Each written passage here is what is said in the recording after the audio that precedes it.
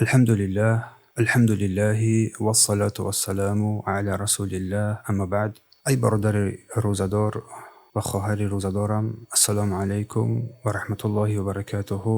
و بعد، الله سبحانه و تعالی در کتاب عزیزش در سوره مؤمنون میفرماید: افحسبتم انما خلقناكم عبثا و انکم الینا لا ترجعون. آیا گمان نکنید، آیا گمان کردید که ما شما رو بیهوده آفریدیم و شما با سوی ما بازگردنده نیستید؟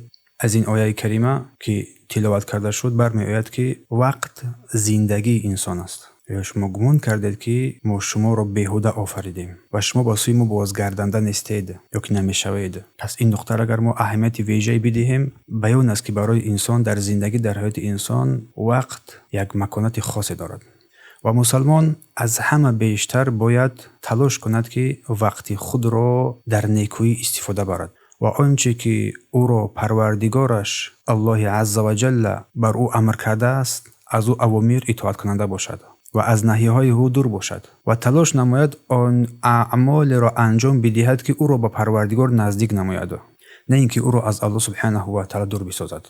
و بنده میتواند راهها و واسطه های گوناگون را از برای نزدیک شدن به پروردگارش استفاده برد. برای همین اگر هر کسی که این وقت مبارکش را ضایع کند، از دست بدهد، گویا این که زندگی خود را ضایع کرده است، از دست داده است و این واقعیت هم درست است. شاید یک ساعت ضایع شود، شاید ساعت دیگر هم ضایع بگردد و ساعت‌های گوناگون از انسان ضایع می‌گردد. برای همین این نقطه به یاد انسان می‌آید که از جانب الله سبحانه و تعالی کمک لازم است. از او سبحانه و تعالی تو کمک بی‌طلبی، چون تنها الله هست که قادر است که بر تو یاری بدهد تا اینکه تو این حیاتت را نیکو بگردانی.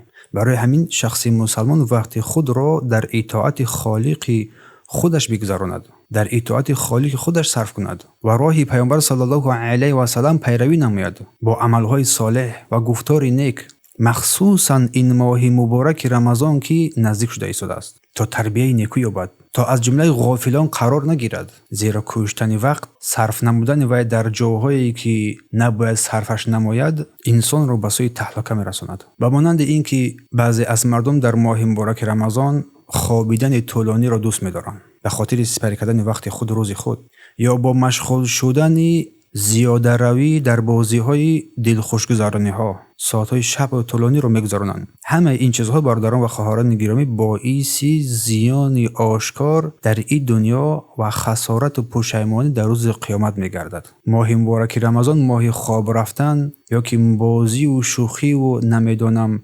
دلخوشگذرانی‌ها یا تماشای فیلم‌های نمیدونم سریال‌ها و دیگر چیزها نیست. اگر این را انجام دادی، پس یقین کن که تو راه هلاکت را پیش گرفتی. از این رو برای هر یک مسلمان لازم است که در بیان تنظیم وقت خود عادت کند و این کارهای خود را ترتیب بدهد. وقتی خواب و بیداری، خوراک و نوشاکی، عبادت‌ها، در آمدن و برآمدها، همه اینها را یک ترتیب و نظام بدارد و شرط نیست این ترتیب و نظام ها را در یک ورق نوشته کنی، بلکه برای انسان بسنده است که این را در ذهنش جایگزین نماید. چون بهترین مردم، بهترین کسان رسول الله صلی الله علیه و سلم بودند و این اشرفترین خلق برای ما وصیت و نصیحت کرده فرمودند. چون در روایت بخاری است، گفته که نعمتان مغبون فیهما کثیر من الناس، دو نعمت عظیم و بزرگ است که بیشتری از مردم در آن بی‌پروا و بی اهمیت هستند: الصحت و الفراغ،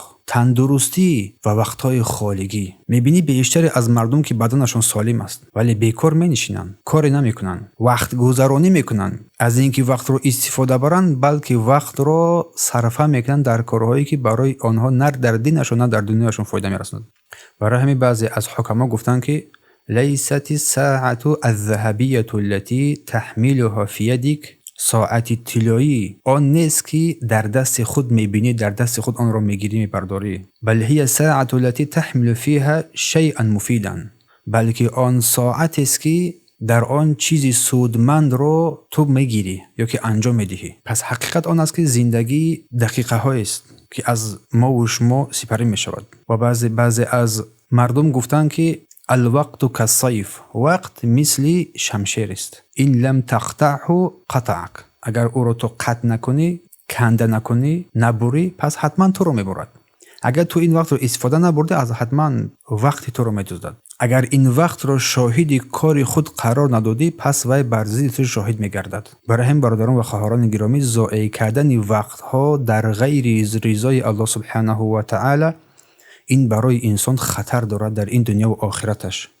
یک خطر عظیمی هست برای انسان در دنیا و آخرتش. پس این روزهای مبارک که رسیده ایستادن، با جد و جهد، با کوشش و تلاش، با مسابقه های نیکو در کارهای صالح، ادای واجبات های دینی و دوری از گناه ها غنیمت بشماریم و همچنین از شبهای این ماه هم بهره بگیریم، زیرا مؤمنان مسلمانان در یک سال یک ماه این موسم عبادت ها دارند که با طاعت و قربات ها و پروردگارشان نزدیک می‌گردند و بیان افزایش حسنات و ثواب‌های آنها باید کوشش نمایند. از الله سبحانه و تعالی می‌خواهیم که بر ما و بر شما خواهران و برادران در وقت‌های آن برکت بدهد، ما را در بیان انجام کارهای نیک موفق بگرداند و توفیق بدهد که از کارهای بد و ناشایسته دوری بجوییم. و حمد و سپاس و ستایش مخصوص پروردگار عالمیان است.